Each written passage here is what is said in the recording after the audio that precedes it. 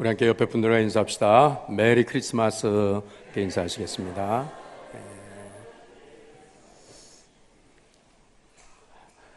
우리의 구주가 되신 예수님께서 성탄하신 이 이브날입니다, 오늘. 그래서 우리는 메리 크리스마스 이렇게 인사를 했죠. 기쁜 성탄입니다. 즐거운 성탄입니다.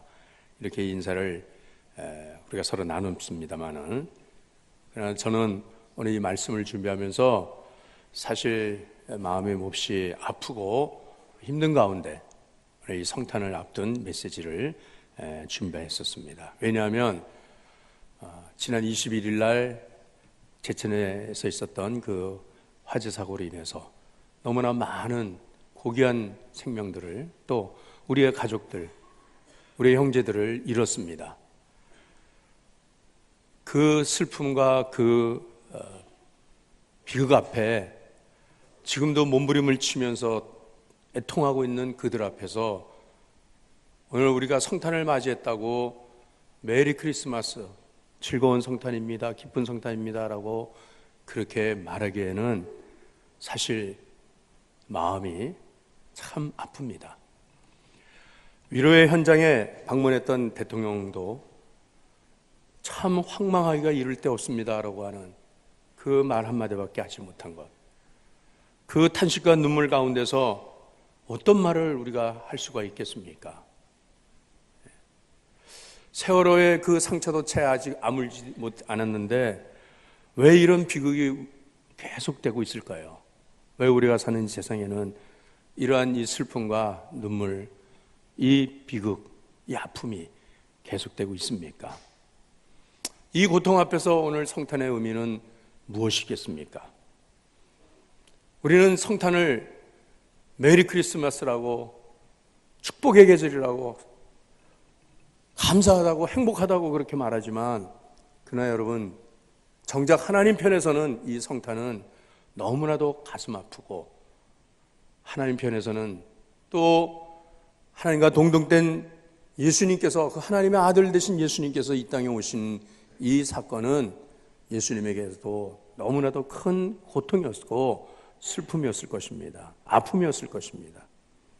우리를 구하시기 위해서 예수님께서는 인간의 몸을 입고 오신 이 사건이, 하나님께서, 예수님께서 과연 우리가 기뻐하는 것처럼 즐거워하는 것처럼 그렇게 하나님께서 보내실 수 있었을지, 그리고 예수님께서는 그렇게 오실 수 있었을지, 오늘 예수님께서 이 땅에 오신 그 예수님의 탄생 사건, 이것에 대해서 천사는 이르기를 처녀 마리아가 잉태하여 아들을 낳을 것인데 그 이름을 예수라 하라. 이는 자기 백성을 죄에서 구원할 자라고 그렇게 말씀했습니다. 그리고 이사야 선지자가 예언한 말씀대로 아들을 잉태하여, 처녀가 아들을 잉태하여 낳을 것이니 그의 이름은 또한 임마누엘이라 하라고 했습니다. 그 임마누엘이라는 뜻은 하나님이 지금 우리와 함께 하신다라고 하는 이 구원의 약속의 말씀입니다. 구약에는 예수님께서 이 땅에 구원자로 오실 것에 대해서 여러 곳에서 예언한 말씀이 나오는데, 그런데 오늘 이 본문의 말씀이 그 말씀 중에 한 말씀입니다. 임마누엘로 우리에게 오시는 예수님. 이 본문의 상황은 기원전 586년 유다 나라가 바벨론 제국에서 완전히 멸망당하고, 그리고 사람 구실을 할 만한 이스라엘 백성, 유대 백성들이 바벨론의 포로로 끌려간 가운데서 이 젊고 그리고 건강한 그러한 이 소년들도 끌려갔습니다.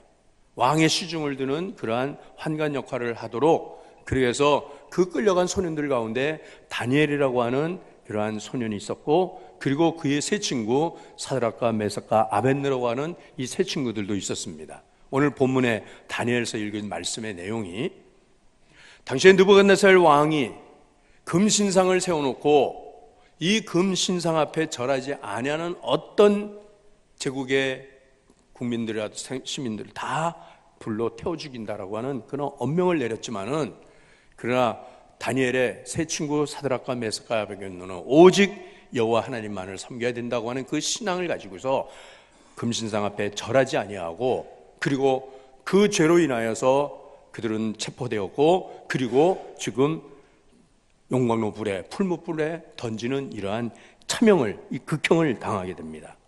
그런데 오늘 여기 이 말씀을 보니까 이 용광로 불 가운데, 그것도 더군다나 평소보다 7배나 더 뜨겁게 달군 이 풀무불 가운데 던져졌지만은 그 소년들을 끌어다가 처형을 하는 군인조차도 용광로에 가까이 갔을 때 불에 타서 죽을 정도로 그러한 도무지 생명이라고 하는 전혀 기대할 수 없는 그 용광로에 이 세 소년들이 던져졌는데, 그런데 그들이 그 용광로 불 가운데서 함께 하신 하나님이 저들을 구해내셨다라고 하는 이 말씀입니다. 여러분, 우리는 이 말씀을 읽을 때, 이 말씀을 들을 때 어떤 생각이 납니까? 아, 과연 하나님은 그 맹렬한 불 가운데서도 우리를 구원하시는 하나님이시다라고 하는 그런 이 믿음을 우리는 가질 수 있습니다만은, 그러나 정작 이 말씀을 오늘 내 현실에 비유해 본다고 하면, 현실에 이 말씀을 비춰본다고 하면, 과연 하나님은 나를 그렇게 구원하시는 하나님이실 수 있을까라고 하는 것이, 하나님은 물론 능력의 하나님이시기 때문에, 능치 못하신 없으신 하나님이시기 때문에 어떤 자리에서도 어떤 환경 가운데서도 하나님은 구하시려고만 하면 넉넉히 구하실 수 있는 하나님이시라고 하는 이런 신앙은, 이런 믿음은 가지고 있습니다만은, 그러나 정작 이렇게 해서 구원받은 이 세 소년처럼 구원받은 사람을 나는 보지를 못하고 있다는 것입니다. 아니, 하나님의 구원은 불 가운데 던져지기 전에 구원이면 가능하죠. 불구덩이에 던지기 전에 구해내셨다.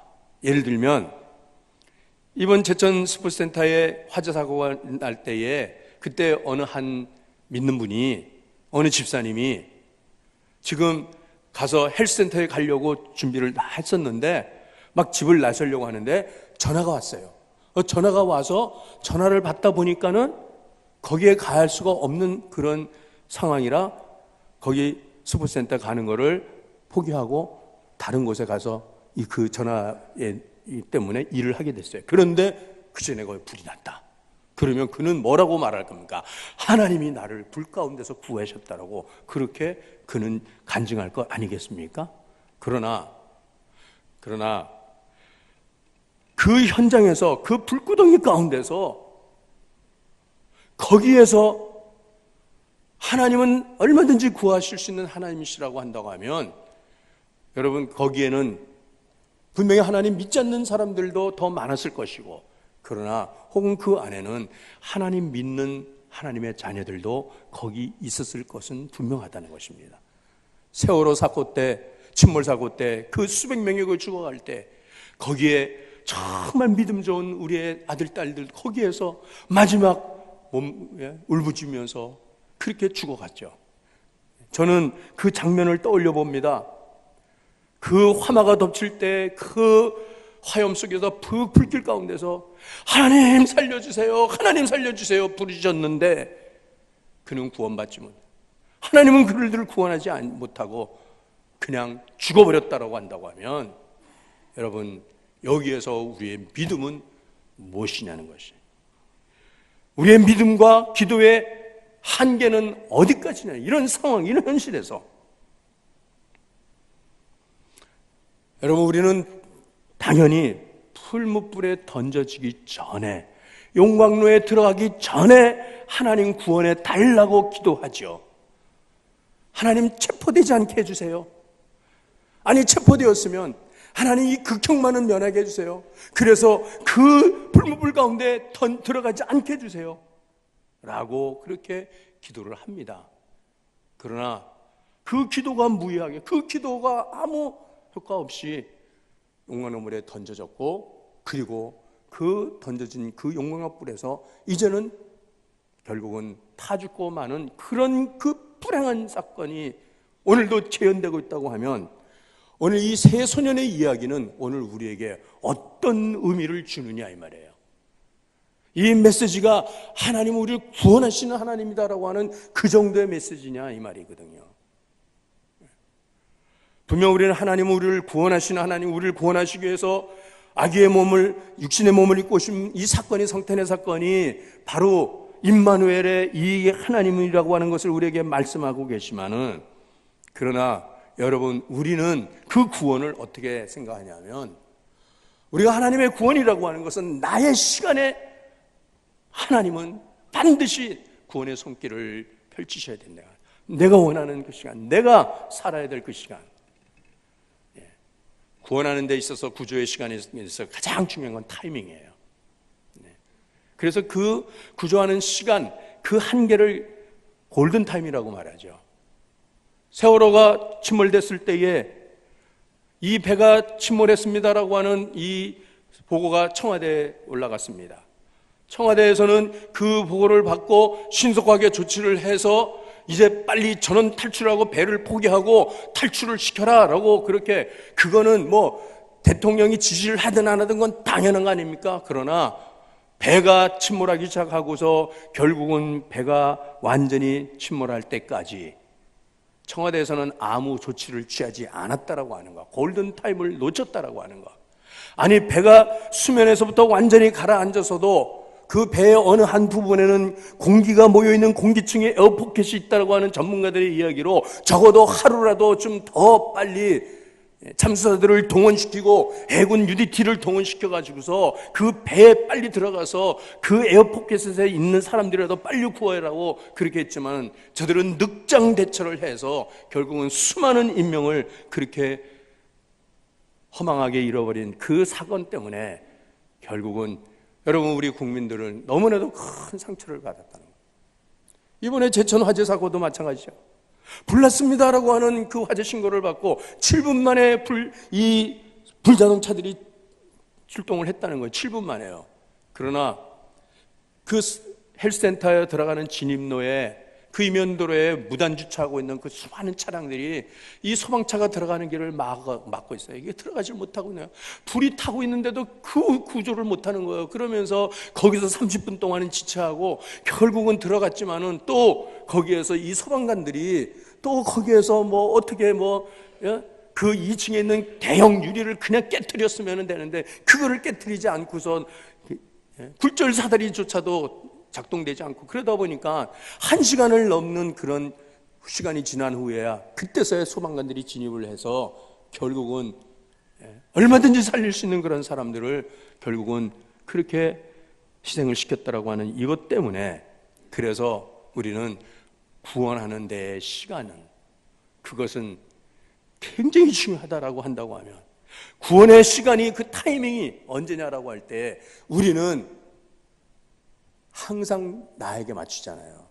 그런데 그래서 기도하죠. 하나님, 언제까지입니다.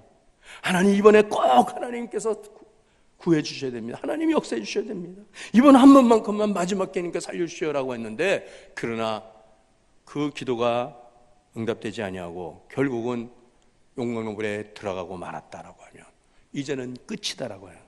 이제 끝 아닙니까? 이제는 뭐 더 이상 기도할 필요도 없는 것이고 더 이상 하나님께 뭐 애원하고 매달릴 필요도 없는 거 아닙니까? 단적인 예가 뭐예요?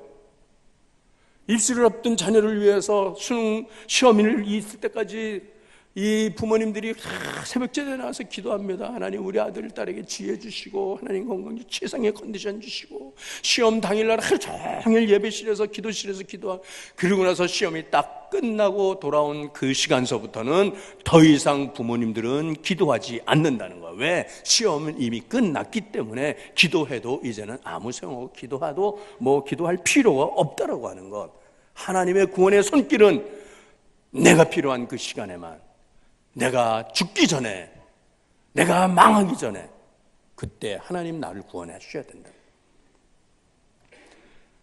예수님께서 베다니 마을에 사는 마르다, 마리아, 또 나사로 3남매 집에 평소에 늘 이렇게 친밀하게 다니셨어요.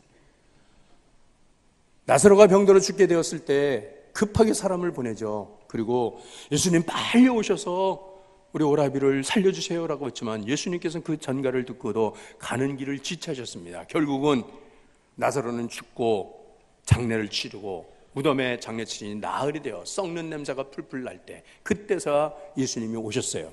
그때 그 무덤 앞에서 눈물을 흘리면서 마르다 마리아가 뭐라고 말합니까? 주님이 여기 계셨었더라면 우리 오라비가 죽지 않았습니다. 주님이 이제 오시다니요. 아무 소용없습니다. 이제는 끝났습니다. 라고 하는 거고요. 여러분, 우리의 믿음의 한계라고 하는 것은 솔직히 이 새소년이 풀무불에 던져지기 전까지라고 하는 것입니다. 그러고 나서는 끝이다고, 그리고는 이제는 하나님이 아무 일도 하지 않으셨다고, 하나님 내 기도 듣지 않으셨다고, 오히려 하나님을 원망하지 않습니까? 어쩌면 하나님을 떠나려고 하지 않습니까? 그러나 오늘 이 본문의 말씀은 우리에게 무엇을 말씀하시는 건가요? 하나님께서는 항상 내가 필요할 때마다 나를 구원하시고, 항상 내가 어려울 때마다 나를 구하시는 하나님이시라는 거, 그걸 말씀하시는 건가요? 오늘 분명히 하나님께서는 말씀하십니다.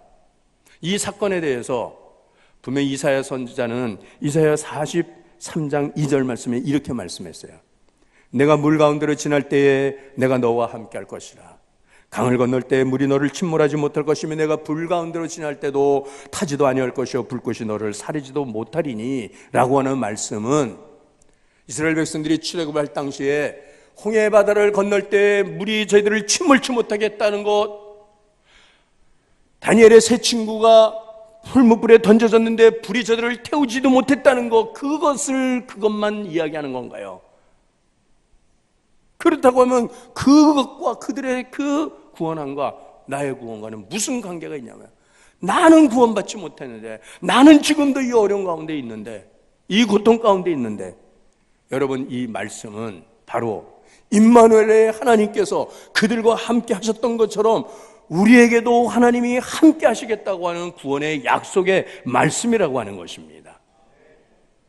이 약속의 말씀을 붙들고 우리는 살아야 된다는 것입니다. 우리가 고난을 당하지 않는다는 것이 아닙니다.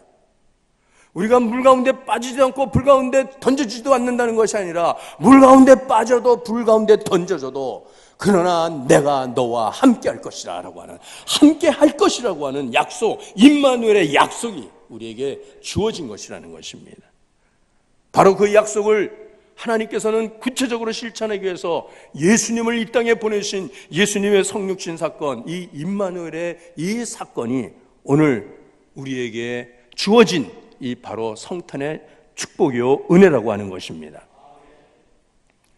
그런데 솔직한 우리의 고민은, 나의 고민은, 임마누엘의 신앙에 대한 고백은 분명히 합니다. 아래요, 하나님 나와 함께 하시는 걸 나는 믿습니다라고 하지만, 그러나 현실에서 정말 그것을 나는 무엇으로 보고 있습니까? 무엇으로 증거를 삼고 있냐, 이 말씀이에요.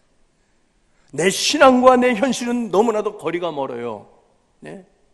내 현실을 보니까 도무지 하나님이 나와 함께 하신 것 같지가 않다는 것입니다. 기울어가는 사업은 날마다 점점 망조가 들어서 마침내는 부도가 나고 마침내는 모든 자본이 다 탕진되어서 문을 닫아야 되는 그런 상황에 이르기도 했고, 점점점 약해지는 내 몸은 호전되지 아니하고 치료되지 아니하고 점점점 악화되어서 마치는 불치의 진단을 받게 되고, 그리고 사랑하던 내 가족이 세상을 떠나야 되는, 결국은 그 질병으로 인해서 세상을 떠나는 이러한 일들도 겪게 되었고, 속상하게 사고뭉치 내 자식들은 결국은 집을 떠나버리기도 했고, 그런데 믿음으로 살라고, 그런데 기다리라고, 그런데 인내하라고 자꾸 그렇게 말하니까, 그러니까 너무 힘들다 이 말이거든요. 너무 힘들단 말이에요. 그래도 내려놓으라고, 하나님 앞에 다 내려놓으라고 해서 다 내려놓았는데, 더 내려놓을 게 없다고 그랬는데 그래도 더 내려놓으라고 그렇게 하니까 이렇게 가다가는 결국은 죽고 마는 것 아니냐고. 그래서 내 믿음의 끝이 그곳에 이르게 된다라고 한다고 하면 도대체 믿음은 무엇이냐. 분명히 하나님께서는 히브리서 11장 6절에 하나님께 나아가는 자는 하나님이 반드시 계신 것과 그가 자기를 찾는 자들에게 상 주시는 이심을 믿어야 할지니라고 하셨기 때문에, 그래도 하나님은 믿음의 상을 주실 것이라고, 하나님이 준비하신 상이 있다라고 그렇게 말씀하니까, 하나님, 도대체 제가 그 상을 내 살아 생전에 내가 그 상을 받을 수나 있습니까? 그 상이 내 생전에 그 상이 내게 주어지기나 하겠습니까? 라고 하는 이러한 안타까움이, 이러한 이 애절함이 우리에게 있다는 것.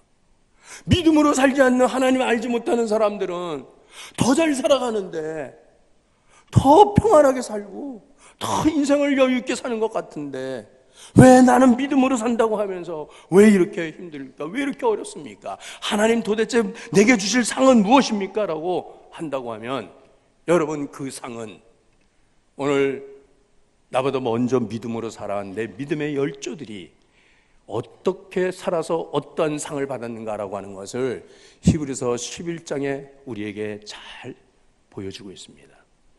히브리서 11장 32절에서 38절 말씀을 우리 화면 보고 같이 함께 말씀을 읽겠습니다. 자, 시작.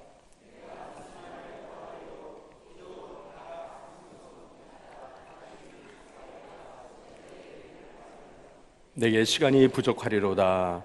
그들은 믿음으로 나라들을 이기기도 하며 의를 행하기도 하며 약속을 받기도 하며 사자들의 입을 막기도 하며 불의 세력을 멸하기도 하며 칼날을 피하기도 하며 연약한 가운데서 강하게 되기도 하며 전쟁에 용감하게 되어 이방 사람들의 진을 물리치기도 하며 여자들은 자기의 죽은 자들을 부활로 받아들이기도 하며 또 어떤 이들은 더 좋은 부활을 얻고자 하여 심한 고문을 받되 구차히 풀려나기를 원하지 아니하였으며 또 어떤 이들은 조롱과 채찍뿐 아니라 결박과 옥에 갇히는 시련도 받았으며 돌로 치는 것과 톱으로 켜는 것과 시험과 칼로 죽임을 당하고 양과 염소의 가죽을 입고 유리하여 궁핍과 환난과 학대를 받았으니 이런 사람은 세상이 감당하지 못하느니라.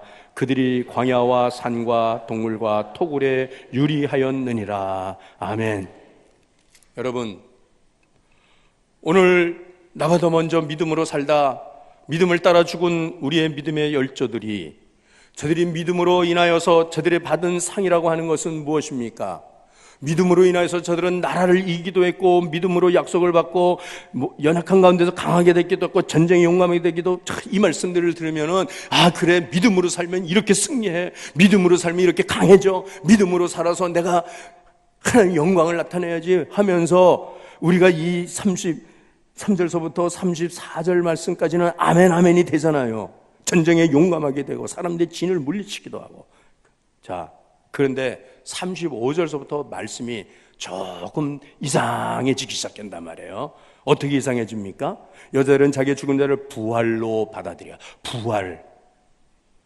또 어떤 이들은 더 좋은 부활을 얻고자 하여, 더 좋은 부활을 얻고자 하여 심한 고문을 받되 구차히 풀려나기를 원하지 아니하고, 어떤 이는 조롱과 채찍뿐만 아니라 결박과 옥에 갇히는 시련도 받고 돌로 치는 것과 톱으로 켜는 것과 시험과 칼로 죽임을 당하고 양과 염소의 가죽을 입고 유리하여 궁핍과 환난과 학대를 받고, 이 말씀들을 계속 들으니까, 아, 믿음으로 살아서 결국은 이렇게 된다고 하면 난 안 해, 난 못해, 난 도망가고 싶어.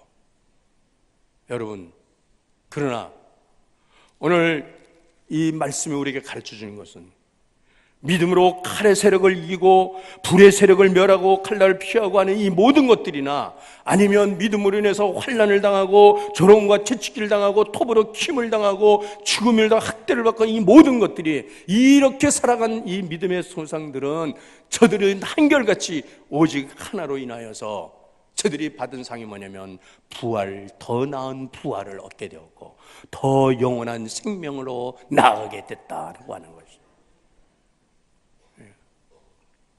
여러분, 우리의 구원은 육신을 위한 겁니까?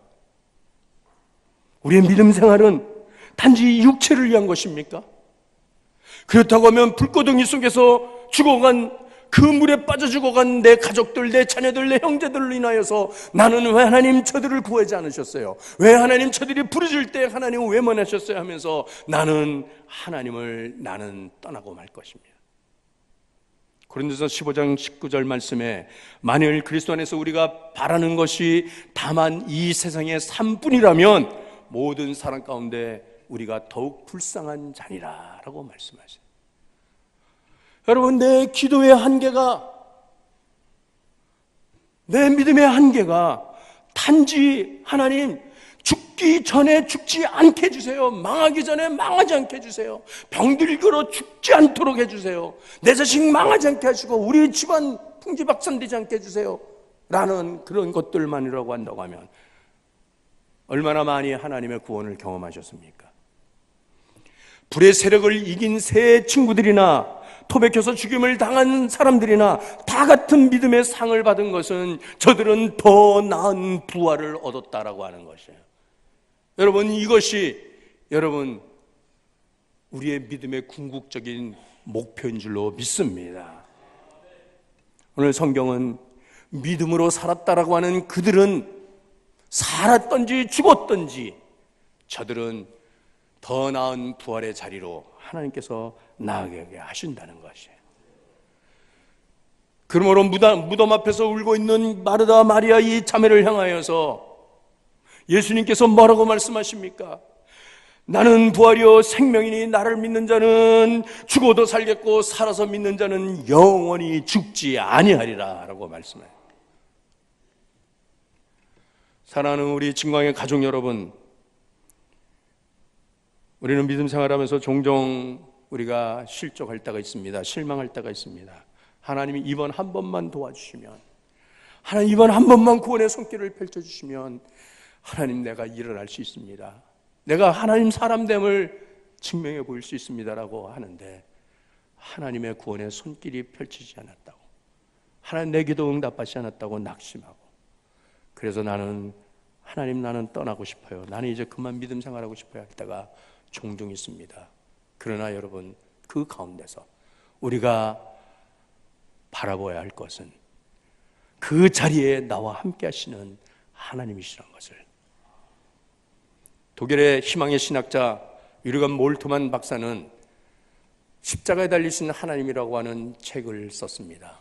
제가 신학생 때 그 책을 읽으면서 큰 은혜를 받았는데, 십자가에 달리신 하나님, 아들 예수님께서 십자가에 달려서 몸부림을 칠 때, 그렇게 울부짖을 때, 나의 하나님 어찌 나를 버리시냐라고 할 때 하나님 아버지는 하늘 보좌에서 내려다보시면서 그 아들로 인하여서 마음 아프고 슬퍼하고 하나님은 눈물을 흘리시는 하나님으로 그냥 그 자리에 계셨느냐? 아니라는 것입니다. 그 시간에 그 자리에 하나님이 그 아들과 함께 십자가에 못 박히셨다라고 말씀하는 것입니다. 여러분, 우리가 오늘도 살아갈 수 있는 용기는 내 자리가 어떤 자리인지, 그 자리가 풀무불과 같은 그 고난의 그 맹렬한 시험의 자리라 할지라도 여러분, 그 자리에 네 번째 사람 신의 아들과 같은 형상이 함께 있노라라고 하는 느부갓네살의 말처럼 하나님이 나와 함께 이곳에 계시다고 하는 사실이라고. 하나님 나와 함께 하신다는, 어떤 자리에서든지 그곳에서 믿음으로 말미암아 환난을 이기게 하시고 불의 세력을 이기게도 하시고, 차라리 구차의 죽음을 면하기 위해서 타협하지 않고 그 죽음으로 나갔던, 뚜벅뚜벅 걸어나갔던 우리의 믿음의 선제들처럼, 왜요? 더 나은 부활을 얻고자 함이라고. 여러분, 우리의 인생은 어차피 한 번은 다 가야 될 사람이에요. 어떤 모습으로든지. 캐나다에 있는 제 아우 목사가 어저께 카드를 보냈습니다. 형님, 새해에는 건강하시고 더 진광교회가 더 부흥할 수 있는 그런 교회가 되기를 기도하겠습니다 라고 하면서, 형님 한 가지 부탁드리는데 형님 앞으로 사우나는 가지 마십시오 라고.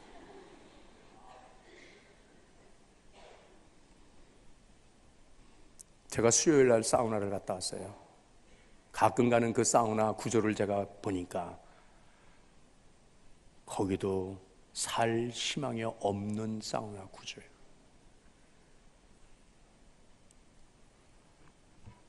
여러분, 생명의 주인은 하나님이십니다. 우리는 이제 끝났습니다. 이제는 더 이상 하나님 필요 없습니다. 더 이상 나는 기도하지 않겠습니다 라고 할 것이 아니라, 여러분, 나는 끝났다 할지라도 하나님은 끝나지 않으시는 하나님이시라고 하는 걸 아셔야 돼요. 왜요? 하나님께서는 세상에 예수님의 몸으로 이 땅에 오신 그 성육신 사건이, 하나님은 죽으러 오신 것, 죽으러 오신 예수님 첫 번째 죽음이 예수님의 성탄 사건이었고, 예수님 두 번째 죽으신 것이 십자가의 죽음이셨고, 그러나 하나님께서는 그 죽은 자 가운데서 예수님을 부활의 첫 열매로 살리신, 부활의 영광으로 주님을 하나님께서는 다시 앉게 하시고, 그리고 그 부활하신 주님께서 보좌에 다시 승천하실 때에 그 제자들에게 말씀하셨습니다. 볼지어다 세상 끝날까지 내가 항상 너희와 함께 있으리라. 아멘. 여러분, 한 번 죽는 것, 한 번 망하는 것 때문에 실망하지 마십시오. 여러분, 우리 주님이 또 다시 살려주실 것입니다.